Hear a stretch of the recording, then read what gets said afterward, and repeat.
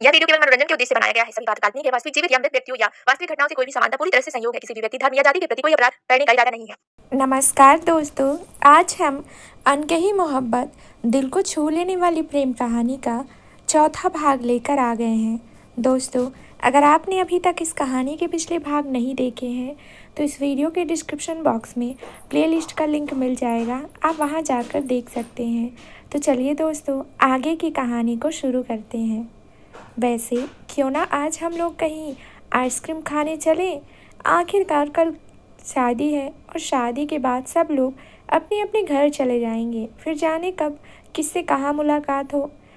ठंड की रात थी और फिर सब घर के बड़े अपने अपने रूम में जा चुके थे। बस कुछ चुनिंदा लड़के लड़कियां ही आग के सामने बैठे आपस में बातें कर रहे थे जब सागर ने ऑफर किया। क्यों रंस चाचू, आप क्या कहते हैं? आज रात आपकी तरफ से कोई पार्टी होनी चाहिए ना? क्यों ना अभी आप हम सबको आइसक्रीम खिलाने ले चलें? प्लीज़, पता नहीं कल ये पल हो ना हो। तेरा दिमाग ख़राब है क्या? इतनी ठंड में कौन आइसक्रीम पार्टी देता है? चुपचाप बैठ, बेवकूफ़ इंसान। रिया ने सागर को डांटती नज़रों से देखा। अरे हाँ, सागर तो बिल्कुल ठीक कह रहा है। कल मेरी शादी है तो इस खुशी में मुझे तुम सबको कुछ ना कुछ तो ट्रीट देना ही चाहिए, ये तो बनता है। रंस ने रैना को एक नज़र देखा और फिर सागर से बोला, हाँ देखा, हुई ना बात। वाह चाचू, यू आर द बेस्ट। सागर ने दोनों हाथ उठाकर तेज आवाज़ में कहा। तो चलो बताओ कौन कौन जाएगा? और रिमझिम, तुम भी चलोगी ना? तुम्हें तो आइसक्रीम बहुत ज़्यादा पसंद है। इस बार सागर की नज़र सीधा रिमझिम पर थी, जो वहीं आग के सामने चुपचाप रिया और साहिल के पास बैठी अपने हाथ सेक रही थी। सागर फौरन अपनी जगह से उठकर आते हुए रिमझिम और रिया के बीच में जगह बनाकर बैठ गया और धीरे से सबसे नज़र बचाकर उसका हाथ अपने हाथ में लेकर सहलाया था। पर रिमझिम ने कोई रिएक्ट नहीं किया और एक चोर नज़रों से पहले वहीं बैठे साहिल, फिर रंस के साथ बैठी रैना को देखा, जो खुद भी पूरी तरह से खामोश थी। सनम, पूजा, रिया और शादी के कई करीबी लड़के लड़कियां भी वहीं मौजूद थे, जो सागर की इस शरारती से पार्टी के ऑफर पर खुलकर हंस दिए थे, सिवाय साहिल, रैना और रिमझिम के। रिम्मी चलना, मज़ा आएगा। नहीं, मुझे नहीं चाहिए कोई आइसक्रीम और ना ही कहीं जाना है, रिमझिम ने बेरुखी से कहा तो सागर का चेहरा उतर गया, जिस पर रिमझिम ने जल्दी से बात बनाने लगी। मेरा मतलब है सागर, मुझे आइसक्रीम पसंद तो है, लेकिन अभी इस वक्त मेरा दिल नहीं कर रहा है। आप सब लोग जाओ। अरे ऐसे कैसे तुम नहीं जाओगी? रिमझिम, रैना तुम ही बोलो ना रिमझिम को हमारे साथ चलने के लिए। सागर से पहले रंस ने रिमझिम को देखते हुए रैना से कहा। रैना, रिमी तो तुम्हारी दोस्त है और कल जब हम दोनों की शादी है तो आज बैचलर आइसक्रीम पार्टी तो होनी ही चाहिए। क्यों गाइस, आप सब क्या कहते हो? होनी चाहिए ना आइसक्रीम पार्टी? मैं तो चलूँगी। सनम, पूजा, रिया समेत कई लड़कियों ने मंजूरी की थी। और हाँ, हम भी।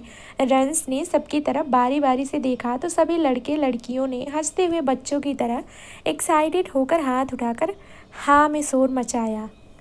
ये हुई ना बात। रंस ने अपने बगल में बैठी रैना की तरफ देखा, जो अभी भी रिमझिम को ही देख रही थी और वो अब रैना को पूरी तरह से नज़रअंदाज किए हुए बैठी थी।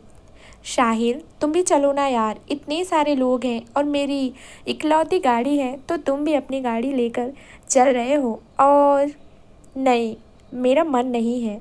इससे पहले रंस अपनी पूरी बात करता कि साहिल ने फ़ौरन ही इनकार कर दिया। चाहिए तो मेरी गाड़ी ले जाओ, पर मेरा मूड नहीं है। वैसे भी मैं ठंडी में आइसक्रीम नहीं खाता। क्यों, आपकी नाक पकौड़ों की तरह लाल हो जाती है क्या?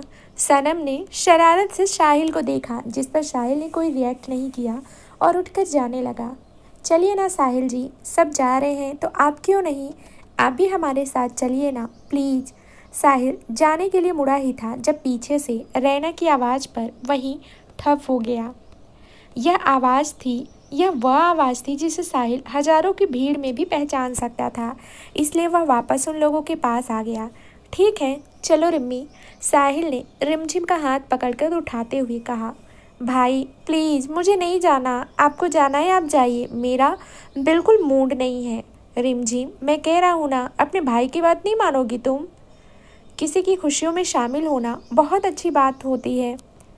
साहिल ने यह बात कही ज़रूर रिमझिम से थी, लेकिन सुनाई उसने रैना को ही थी, जिसे रैना ने अच्छे से महसूस किया था। रिमझिम ने हाँ में गर्दन हिलाई तो सागर खुश हो गया। भाई, मुझे यह सब अच्छा नहीं लग रहा। मेरा कितना मन था रैना दी को अपनी भाभी बनाने का, और यह देखो क्या हो रहा है यहाँ पे। रिमझिम साहिल की गाड़ी की बोनट पर बैठी थी और साहिल उसके पास ही गाड़ी से टेक लगाए खड़ा था, जबकि थोड़ी ही दूर पर रंस, सागर, रैना और बाकी सभी लड़के लड़कियाँ आइसक्रीम खाते तेज तेज बातों के बीच हंसते हुए उस पूरे बीच पर हल्ला मचा रहे थे। सब खुश थे, बस रिमझिम का मूड ऑफ था और वह सर झुकाए नम आंखों से साहिल से शिकायत कर रही थी। भाई, आप मुझे यहाँ क्यों लेके आए हैं? इन लोगों की पार्टी है, मुझे बिल्कुल भी अच्छा नहीं लग रहा है और ना ही मुझे आना था इसमें। रिमझिम, इट्स ओके ना, तुम इतना हाइपर क्यों हो रही हो? और इतना गुस्सा तुम्हारी सेहत के लिए बिल्कुल भी ठीक नहीं है बेटा, तुम अभी बच्ची हो। यह सब नहीं समझोगी कि जिसके नसीब में जो होता है उसे वही मिलता है। शायद रैना के लिए यही सही रहा हो, मैं नहीं तो भला तुम उसे मेरे लिए कैसे ला सकती हो? साहिल ने रिमझिम को प्यार से देखते हुए समझाने के अंदाज में कहा था, जो नखरे से बाज नहीं आ रही थी। रिमी, जो मेरे नसीब में था ही नहीं, और हाँ, इसमें रैना का कोई दोष नहीं, तो तुम्हें उसको सज़ा देने का कोई भी हक नहीं। लेकिन मेरा इस शादी में अब मन ही नहीं लगता, मैं घर जाना चाहती हूँ। रिमझिम ने बच्चों की तरह शिकायत करते हुए गाड़ी की बोनट पर अपना हाथ मारा, जिस पर साहिल उसे एकटक देखता रहा और वह कुछ बोलता कि तभी उसकी नज़र रैना पर पड़ी, जो उनकी ओर ही आ रही थी। रिमझिम, तुमने आइसक्रीम नहीं ली ना? यह देखो, मैं तुम्हारे लिए तुम्हारा फेवरेट फ्लेवर लेकर आई हूँ। रैना ने चेहरे पर मुस्कान सजाते हुए कोन रिमझिम की तरफ बढ़ाया था, जिसे रिमझिम ने इग्नोर करके चेहरा दूसरी तरफ घुमा लिया। मुझे नहीं चाहिए आपकी आइसक्रीम, शादी आपकी हो रही है, आप खाइए और मुंह मीठा कीजिए। रिमझिम ने तुनक कर कहा, जिस पर रैना का चेहरा उतर गया और उसने सर झुका लिया, जो साहिल को भी बुरा लगा, लेकिन वह चुप ही रहा। जाइए, दुल्हन है आप इस शादी की, और वहाँ आपकी शादी की पार्टी है, सब आपका वेट कर रहे होंगे। मिस रैना दी, ये पार्टी आपकी शादी की खुशी में रखी है रंस भाई ने, जिस पे मेरे होने ना होने से कोई फ़र्क नहीं पड़ता। रिमझिम ने रैना का इशारा समंदर किनारे किया, जहाँ पर सब इकट्ठा थे और काफ़ी खुश भी। रिमझिम एक झटके में गाड़ी के बोनट से नीचे आई और जाकर खोलकर गाड़ी के अंदर बैठ गई, दरवाज़ा खोलकर। आई एम सॉरी रैना, वो क्या है ना कि कुछ ज़्यादा ही जिद्दी है मेरी बहन, वो अभी गुस्से में है पर मान जाएगी, साहिल ने कहा। इट्स फाइन, रैना ने हौले से कहा। तुम जाओ अपनी आइसक्रीम एंजॉय करो, जब घर चलना होगा तो मुझे बता देना, मैं यही हूँ। साहिल ने रैना का उदास चेहरा देखते हुए कहा था और उसी तरह गाड़ी के बोनट से टेक लगाए खड़ा रहा। रिमझिम मुझसे नाराज़ है, लेकिन मैं नहीं जानती कि वह मुझसे क्यों नाराज़ है। हाँ, पर उसको इस तरह से देखकर मुझे बिल्कुल भी अच्छा नहीं लग रहा। अरे इट्स ओके, नहीं कोई बात नहीं, बस ऐसे ही, वो अभी बच्ची है, यूँ ही छोटी छोटी बातों को दिल पर लगा लेती है, खुद ब खुद मान जाएगी थोड़ी देर में और अपने आप ही सब भूल जाएगी। एंड हाँ रैना, आपकी कोई गलती नहीं है, तो आपको गिल्टी फील करने की कोई ज़रूरत नहीं। थैंक यू साहिल जी, रैना ने एक बार फिर से होंठ हिलाए धीरे से कहा और मुड़कर जाने लगी थी कि अचानक ही रुककर वापस साहिल के पास आई, जो उसी तरह सीने पर हाथ बांधे खड़ा था। साहिल जी, आपने आइसक्रीम क्यों नहीं ली? आप भी मुझसे नाराज़ हैं क्या? रैना ने इस बार साहिल की आंखों में आंखें डालते हुए पूछा। नहीं, बस मैंने बताया था ना कि मैं इस मौसम में आइसक्रीम नहीं खाता। साहिल गाड़ी की बोनट पर उछलकर बैठ गया। क्या मैं आपके लिए भुट्टा लेकर आऊं? वो तो खाएंगे ना आप? रैना ने एकदम से ही आंखों में खुशी की चमक लिए, मानो साहिल को ऑफर दिया था। नहीं नहीं, रहने दो, मुझे कुछ नहीं चाहिए। वैसे इसका टेस्ट कैसा है? साहिल ने रैना के हाथ में पकड़ी उस आइसक्रीम की तरफ इशारा करते हुए पूछा, जब वो सब भुलाए मासूमियत से बोली थी। ये मेरी फेवरेट है, आपको भी चाहिए क्या? मैं आपके लिए दूसरी लेकर आती हूँ। ए रुको, रहना जो वापस जाने लगी थी, साहिल की आवाज़ पर उसी तरह अपनी जगह पर ठप होकर रह गई। साहिल ने धीरे से झुककर उसके हाथ थमी उसकी आइसक्रीम के कोन से एक बाइट ले ली, जबकि रहना तो झेप ही गई और उसने जल्दी से साहिल के चेहरे से नज़रें हटाकर नीचे झुका ली थी। अब तुम जाओ। लेकिन आपने, मैंने कहा ना जाओ यहाँ से, नहीं तो इस बार बाइट आइसक्रीम की नहीं तुम्हारे होठों की होगी। रैना कुछ बोल पाती कि साहिल ने फिर से कहा। चेहरे पर हया की लाली लिए रैना सर झुकाए साहिल के सामने खड़ी इस वक्त उसे नाजुक सी बेपनाह प्यारी लग रही थी और साहिल उसे एकटक गौर से देखता हुआ शरारत से बोला तो उसने पागलों की तरह जल्दी से सर ऊपर उठाकर उसको देखा और सरपट वहाँ से भाग गई, जिस पर साहिल को हंसी आ गई। पागल लड़की, किस्मत में नहीं लेकिन दिल के तार बार बार छेड़ती रहती है ये मेरे। रिमझिम गाड़ी के अंदर बैठी थी जब उसके फ़ोन पर मैसेज का नोटिफिकेशन आया। जब उसने मोबाइल ऑन किया तो मैसेज सागर का था, जो खुद रंस और बाकी सबके साथ समंदर किनारे बीच पर हंसते खिलखिलाते हुए उस पार्टी में उछल कूद कर रहा था। रिमझिम ने पहले मैसेज देखा, फिर गाड़ी की खिड़की से बाहर सागर को, जो दूर से ही रिमझिम को देखकर एक गहरी स्माइल दे रहा था। हाय मेरी जान, वहाँ क्या कर रही हो? क्या बात है, आ जाओ ना प्लीज़। अब मौका मिला है मुझे देखने का, बड़ी जल्दी याद आ गई अपनी जान की तुमको, है ना? अब मौका मिला। रिमझिम ने फ़ौरन रिप्लाई करते हुए गुस्से में सागर को मैसेज भेजा था। रिमझिम ने मैसेज देखा तो सागर का था, फिर उसने एक नज़र सागर को देखा और उसका दूसरा मैसेज पढ़ने लगी। क्या हुआ, तुम वहाँ क्यों बैठी हो गाड़ी में अकेली साहिल भाई के साथ?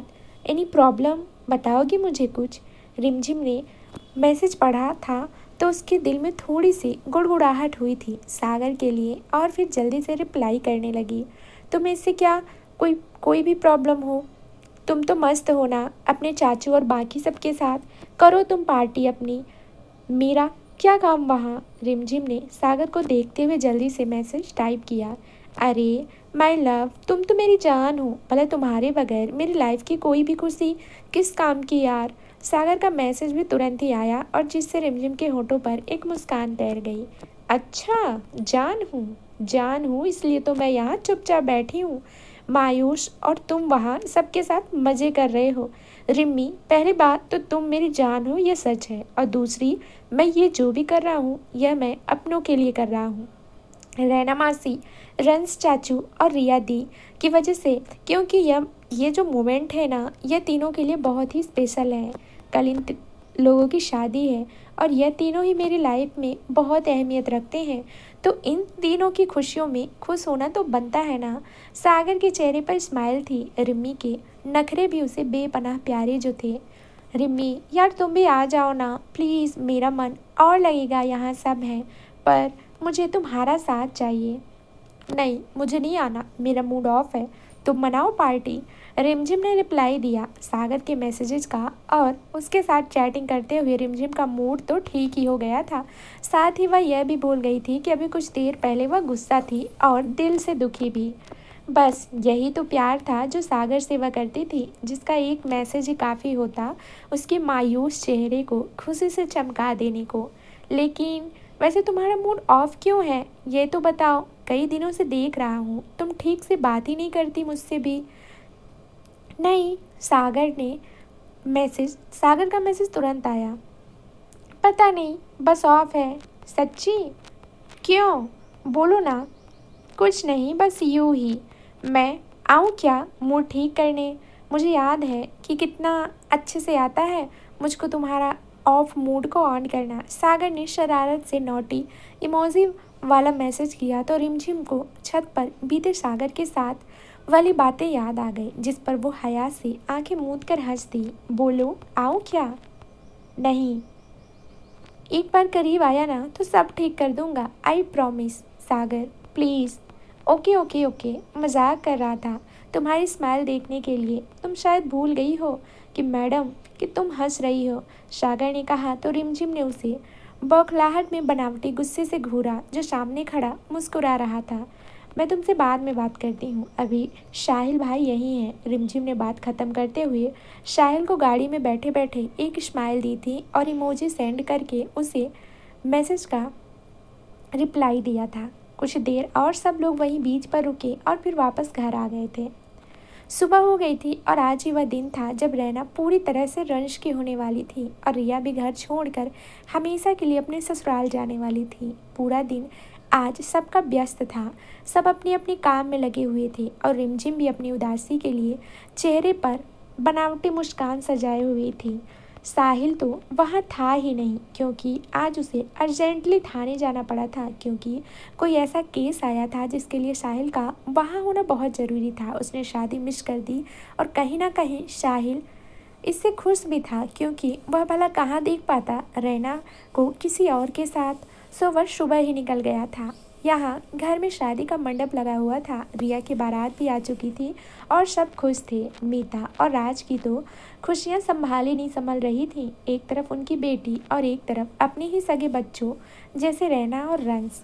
चारों तरफ खुशियाँ ही खुशियाँ थी। जब मंडप पर रैना और रिया दोनों लड़कियों को लाने के लिए पंडित जी ने कहा था और मीता ने सागर को भेजा, क्योंकि सारी लड़कियां तो रिया और रैना को तैयार करने के लिए उनके रूम में ही इकट्ठा थी और वो दोनों सजी संवरी दुल्हन के रूप में आईने के सामने बैठी थी। सागर ने आते ही बेपरवाही से उस बंद रूम के दरवाजे को खटखटाया और एक झटके में दरवाज़ा खोलकर अंदर आ गया। जब दरवाजे पर ही उसकी मामा की बेटी अंजलि से टकरा गया, जो गिरते गिरते सागर की बाहों में झूल गई थी।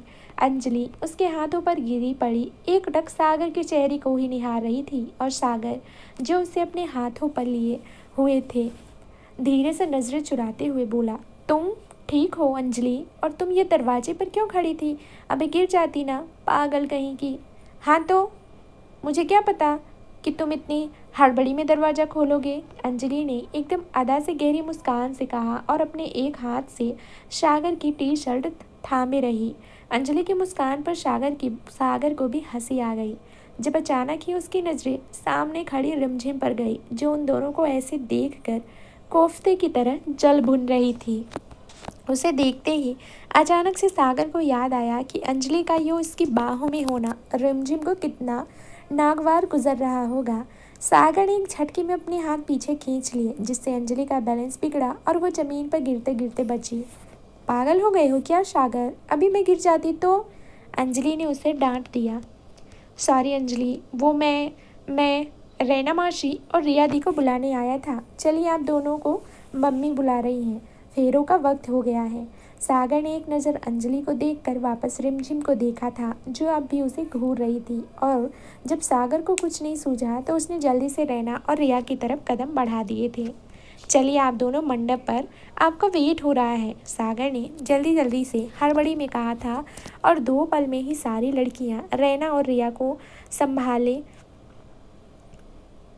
क्यों जलूंगी? भला वो तुम्हारी कज़न है, खूब रंगललियाँ मनाओ तुम उनके साथ। मैंने खुद देखा है उसे 24 घंटे, तो वो खुद तुम्हें अपनी प्यारी नज़रों से देखा करती है, घूर घूर कर, जैसे कि तुम उसका खाना हो और बस मौका मिलते ही खा जाएगी। रिमझिम ने सागर से कहा। अरे तो घूरने दो उसे, उसका क्या?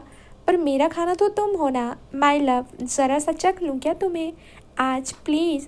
सागर ने शरारत से कहते हुए उसके चेहरे के सामने अपना चेहरा ले जाकर हौले से मदहोश आवाज़ में कहा था, जिस पर रिमझिम की नज़रें हया से झुक गई थी।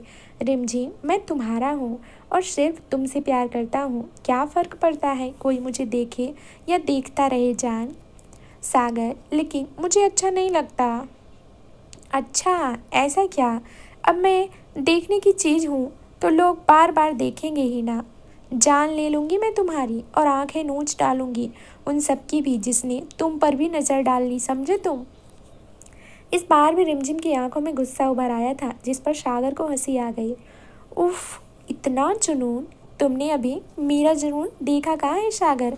अभी तो तुमने सिर्फ मेरा प्यार देखा है, और अगर तुमको किसी और बस करो जान। इससे पहले कि रिमझिम कुछ और बोल पाती कि सागर ने फ़ौरन ही एक सांस में उसके होठों पर अपने होंठ रख दिए थे, जिससे रिमझिम की आवाज़ मुंह में ही दब कर रह गई और आंखें फटी की फटी रह गई थी।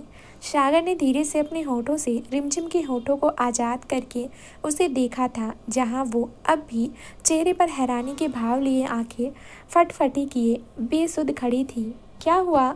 सागर ने उसे उसी तरह मदहोशी में धीरे से पूछा था।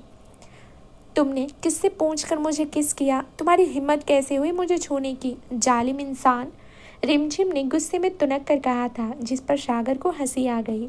बोलो ना, तुम पर मेरा हक है और तुम मेरा खाना हो, जिसे चखने के लिए मुझे ज़्यादा वक्त नहीं लगता। कहो तो अभी फिर से एक बार थोड़ा और। सागर ने रिमझिम को छेड़ने के लिए अपनी बात अधूरी छोड़ी थी और उसके होठों पर थोड़ा झुकते हुए धीरे से कहा था, तो रिमझिम ने उसे कॉलर से पकड़कर खुद से दूर कर दिया। मैं हमेशा से देखती आ रही हूँ, तुम्हारे मामा की यह लड़की अंजलि तुम्हारे पीछे ही पड़ी रहती है सागर। मैं खूब समझती हूँ इसकी नज़रों को, यह तुम्हें मुझसे छीनना चाहती है, जो मैं होने नहीं दूंगी। अरे अरे यार चिल, इतना गुस्सा? Cool baby, calm down my जान। सागर ने रिमझिम के रूठेपन का मजा लेते हुए कहा, क्योंकि उसे वाकई हंसी आ रही थी रिमझिम के ऐसे अंदाज पर। रिम्मी, तुम जैसा सोच रही हो वैसा कुछ नहीं है, वह बस मेरी कज़न है और कुछ नहीं है। सब जानती हूँ सागर मैं, उसकी नज़रों को, उसकी ऐसी हरकतों को अच्छे से पहचान रही हूँ कि वह तुम पर डोरे डालती रहती है। रिमझिम ने सागर की बात काटते हुए उसे कॉलर से पकड़े वैसे ही खींचते हुए कहा, सागर, वो लड़की तुम्हें बार बार अपनी तरफ खींचने के लिए, तुम्हारे करीब आने के लिए हर वक्त कोई ना कोई बहाने लगाती रहती है।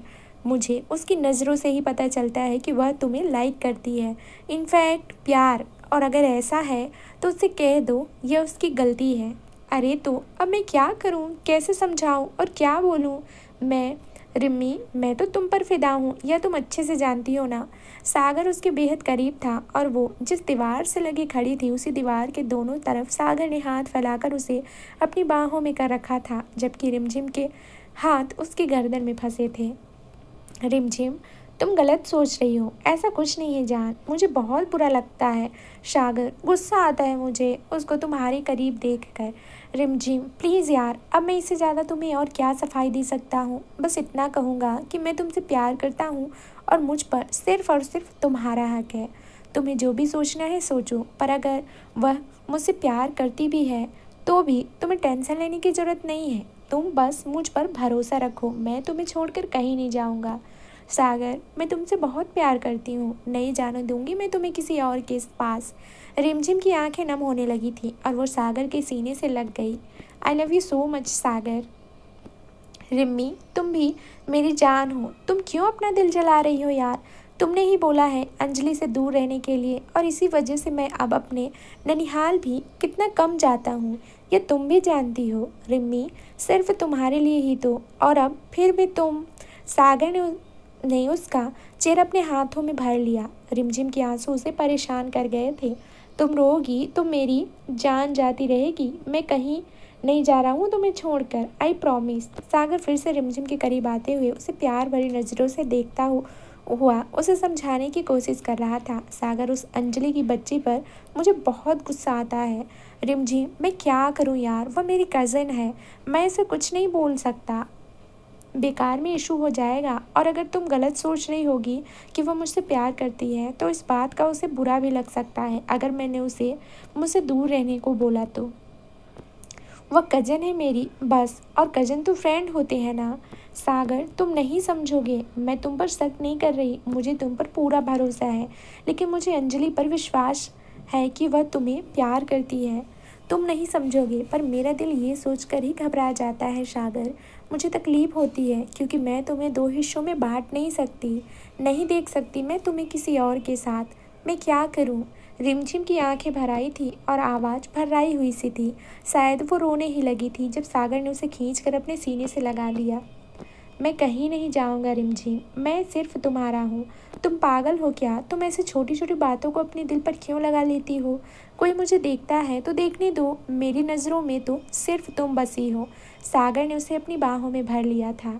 अब उन दोनों के चेहरे आपस में एकदम करीब थे और सागर के जिस्म की खुशबू को रिमझिम बखूबी महसूस कर रही थी।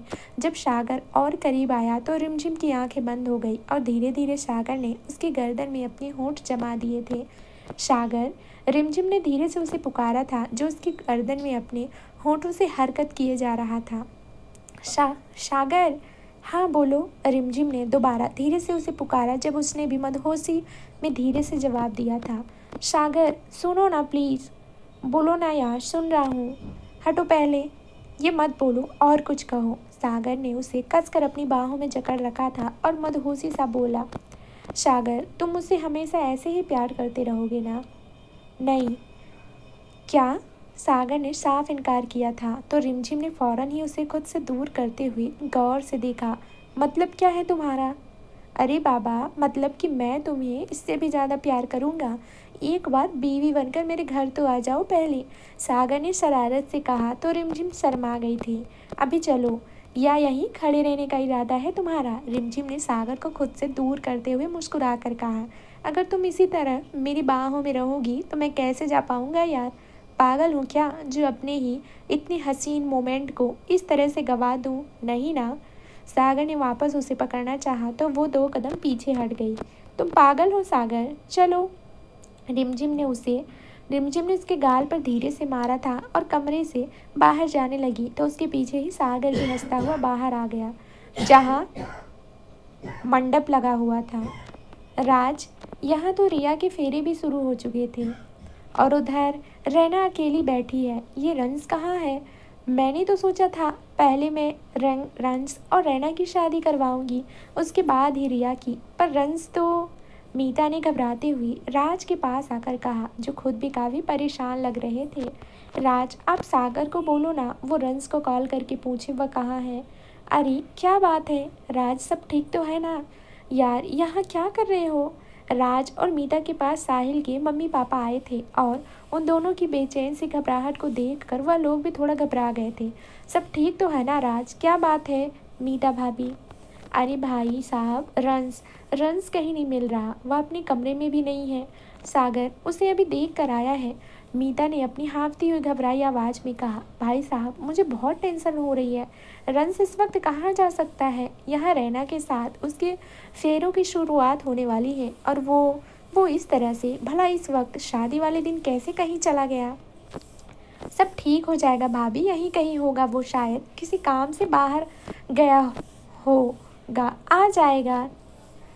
कब आएगा? अतुल, मैं बहुत परेशान हूँ। पहले मैंने रैना और रंस के फेरों का सोचा था, लेकिन जब रंस नहीं मिला तो कहीं हमारी बदनामी ना हो। शादी में देरी होते देख यहाँ लोग कोई बातें ना बनाने लगे। यही सोच कर मैंने रिया के फेरे शुरू करवा दिए ताकि तब तक रंस जहाँ भी हो आ जाए, पर वो अब तक गायब है। इस बार राज ने उसी तरह हैरान परेशान होकर साहिल के पिता अतुल और उनकी माँ रेखा को देखकर कहा था। राज की आंखें चमकने लगी थी, शायद आंसू भर आए थे। रैना यहाँ उसका इंतजार कर रही है, लेकिन उसका तो कुछ पता ही नहीं। आपने उसे फ़ोन करके पूछा? रेखा ने मीता के कंधों पर हाथ रखकर उसे सहारा देते हुए कहा था। फ़ोन ही तो नहीं लग रहा उसका, इसलिए तो ज़्यादा टेंशन हो रही है। मीता रेखा से लगी रो रही थी। क्या? मीता, तुमने मुझे बताया क्यों नहीं कि रंस का फ़ोन भी नहीं लग रहा? मीता की बात काटते हुए राज फौरन बोले, उसका फ़ोन नहीं लग रहा, मुझे यह बताना क्यों नहीं बताया, क्यों नहीं तुमने? सागर से कहो रंस के दोस्तों से बात करें, मैं भी उसके जितने भी फ्रेंड हैं उन सबके घरों में पता करने की कोशिश करता हूँ। राज जल्दी जल्दी अपना मोबाइल जेब से निकालते हुए वहाँ से चले गए। शादी की खुशियों में एक दुखद और बेहद इमोशनल मोड़ आया था, जहां सब परेशान थे, घबराए हुए थे, इधर उधर रंस को ढूंढने में लगे थे। वहीं मंडप पर बैठी रैना के भी होश उड़ गए थे। सुनते सुनाते बात उसके कानों तक भी पहुंच ही गई थी कि रंस शादी में नहीं आया है। मम्मी, चाचू कहीं नहीं है, अपने किसी दोस्त के पास नहीं है। मैंने सबको कॉल करके देख लिया। मीता और राज अपने कमरे में सर पकड़े बैठे थे जब सागर दौड़ता हुआ उनके पास आया था। सागर, तुमने सबको कॉल किया तो है ना? कोई छूटा तो नहीं? मम्मी, चाचू के आधे से ज़्यादा फ्रेंड यही शादी में ही है और जो नहीं आए हैं मैंने उन सबको कॉल किया और रंस चाचू का ऐसा कोई भी दोस्त नहीं जिसे मैं नहीं जानता हूँ। मीता रो रही थी, जिस पर सागर ने उन्हें अपने सीने से लगाए समझाने और चुप कराने की कोशिश कर रहा था। मम्मी, आप रोइए नहीं प्लीज़। अब क्या होगा? राज, मेरा तो सर घूमने लगा है, कुछ समझ नहीं आ रहा, क्या करूं? मीता अपना सर पकड़कर अब जोर जोर से रोने लगी थी और सागर भी उनके पास ही बैठ गया। मम्मी, आप टेंशन मत लो। मम्मी प्लीज़, आपकी तबीयत खराब हो जाएगी। हाँ मीता, सागर ठीक कह रहा है, तुम रोना बंद करो, हम कोई ना कोई रास्ता निकाल ही लेंगे, तुम शांत रहो पहले। कैसा रास्ता निकालेंगे राज? और क्या और कब? वहाँ रहना मंडप पर बैठी है और रंस गायब है, पता नहीं अब क्या होगा। तो दोस्तों, आगे क्या होने वाला है, आखिर रंस कहाँ है और रंस मिलेगा या नहीं, ये जानने के लिए इस कहानी का अगला भाग जरूर सुनें, जो जल्द ही इस चैनल पर प्रसारित कर दिया जाएगा। दोस्तों, उम्मीद करती हूँ हमारी आज की कहानी आपको पसंद आई होगी। अगर पसंद आई है तो वीडियो को लाइक करें और अगर आप हमारे चैनल पर नए हैं तो चैनल को सब्सक्राइब भी कर लें। साथ ही बेल आइकन को भी प्रेस करें ताकि मेरी नेक्स्ट कहानी का नोटिफिकेशन सबसे पहले आप तक पहुँचे। धन्यवाद दोस्तों।